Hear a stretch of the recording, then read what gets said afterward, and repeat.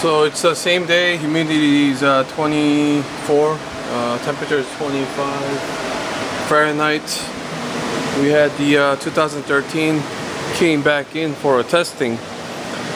Just wanted to show you guys, if you own a 2013 2.0 turbo, you know that there is an old temperature that's actually set in your computer that'll limit your boost, which actually is directly related to your horsepower and torque output, obviously. So we just wanted to give you what's the pretty much baseline you should be looking at if you actually have about bone stock turbo. This car has an intake, nothing else, stock parts, even the stock exhaust. And I'm gonna show you the changes we're gonna be making in different oil temperature. So I'm gonna get in and alright, let me align the car on the dyno first. Alright, so just gonna do a couple of runs. First of all, I'm just gonna pretend this is like a dyno day. The car's been sitting outside so long. And I mean, if you're a 2013 2.0 T owners, you should know right away that your car should be making at least about 220, 230-ish torque and horsepower. I mean, if you're like around 200, that's gotta be something wrong. And honestly, you gotta want the temperature to 150. Some the newer cars actually have updated the old temperature, which is about 150. The older models actually have set at about 170. So in order to make a full boost, it's gotta be around 170. And in order to get to that point, if your car's been sitting at a parking lot or whatever for long, you gotta do at least 3 to 4 pulls. And that's actually pretty much common sense if you done any dyno pulls or if you done any custom tunes. So I'm gonna show you what are the different numbers if you don't really warm up the oil temperature. And some competitions actually take the advantage of having the lower baseline numbers, and obviously your gains are like 100 foot-pounds of torque or whatever. And it's even weird, it's more even weird that any other cars actually make higher numbers than other dynojet or dyno, you know, like the different dynos and everything, but only the 13s have lower baselines.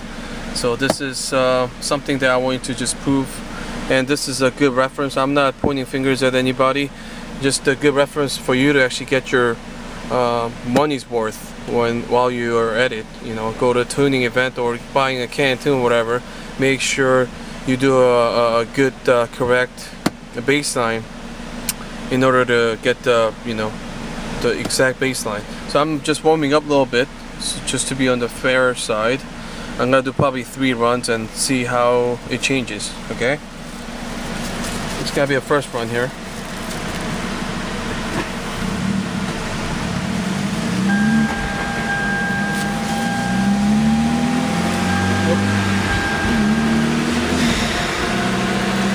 Just gonna do in the 4th gear.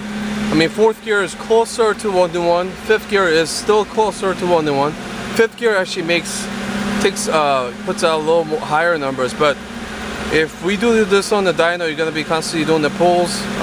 Not good for your engine. You know, obviously stress out to your drivetrain. So I always like to do in the 4th gear. Maybe just to see what it does in the 5th gear. Just for the heck of it, the last run or whatever, just to do a good comparison with anyone else. But usually I like the 4th gear. As you can see, it's not really getting in.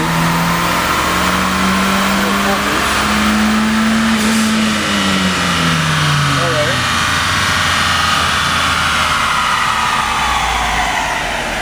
Let me see the numbers.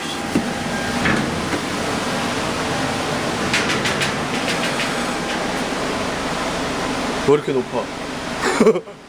Yeah, whatever. Okay, 243. 233. First one. So let me just do one more pull. the oil temperature's shooting up now, and that's how it does. Let's see how it does after all. Just gonna bring it up a little more, about 160-ish. Just gonna do some free runs.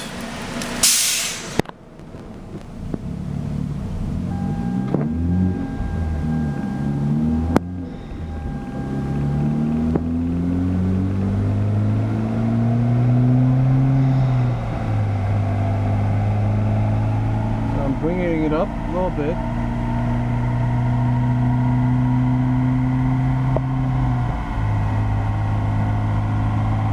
So this is what you should be asking if you want to really have your accurate gains over your custom tuning. You know, you're spending so much money to get your tuning done, and if it's not accurate gains, obviously you're gonna feel something over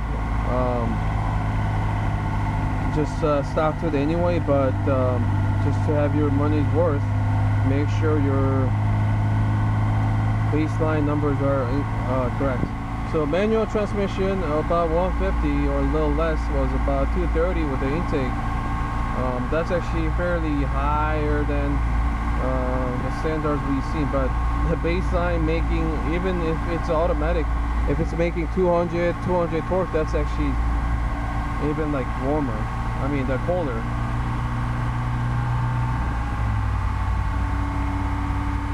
Okay, let me just do one more run here. Let's see how it does.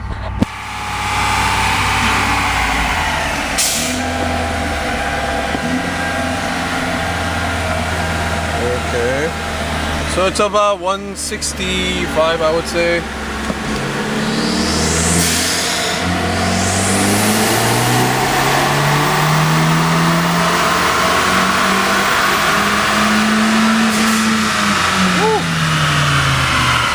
Stock food sucks. Okay. It's about 160 something temperature. Okay. So it's not still in the full boost yet.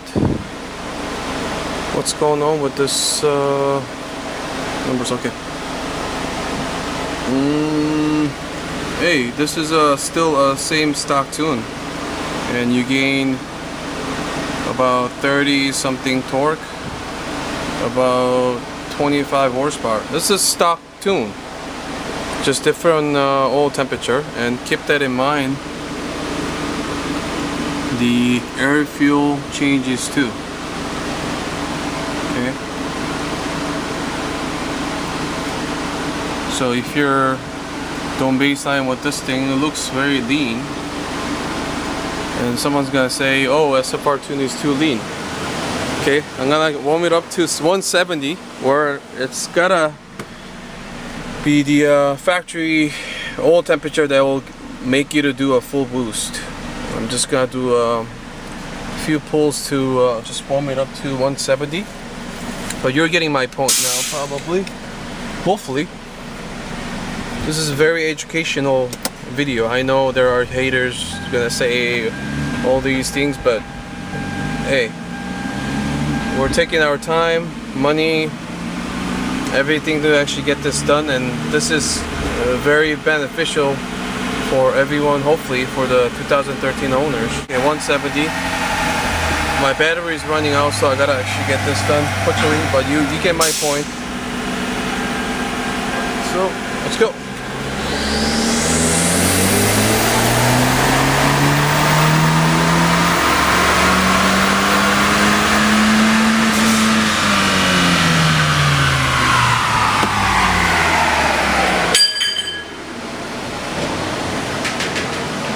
So that's the factory full boost. So about 251,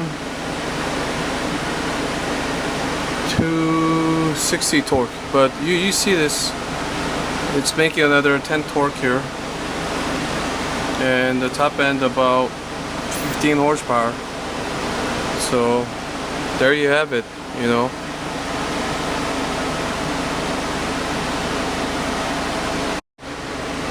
So believe or not, see, it's only 3 minutes or 2 minutes apart for each run on the same day, same dyno, same gear as well. 2013 2.0. See, these are the gains just over your stock tune. And even the first one, we kind of warmed it up on the dyno, so it could be even worse numbers if your car's not even warmed up. If it's around 200, that's obviously the car's not warmed up and it's not making a full boost. There you have it. This is not tuned. This is stock numbers with just the oil temperature difference. And the air fuel as well.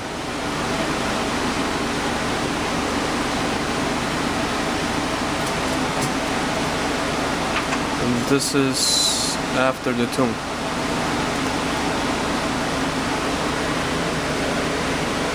Stage 1 can't tune.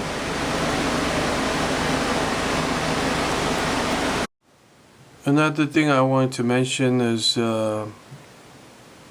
dyno numbers and the graph shape. I brought up one of the graph that we were doing during the custom tuning event, and obviously, as you can see, it's very choppy here, around, let's see, about 6,000 RPM. I mean, if I were to, I wouldn't even use this tune, but obviously in order to make it look nice and pretty, there are a few ways to get this done. Also, the air fuel's a little rich down there. That's why it's so choppy there. Too much fuel going in there. But there are ways to get this looking pretty. So let me customize. It's one of the dyno run files, and okay, so I'll manually scale it. So I'll manually make the top ones to, let's say, 450, and even the air fuel started at 0 and at 20. See how it does. Look at the choppy graph. Oh, do you see that? Looks, I mean, not that bad, but you know, it's much better than before. Doesn't look like it's all messed up, and even the air fuel looks nice and clean too. Don't be fooled.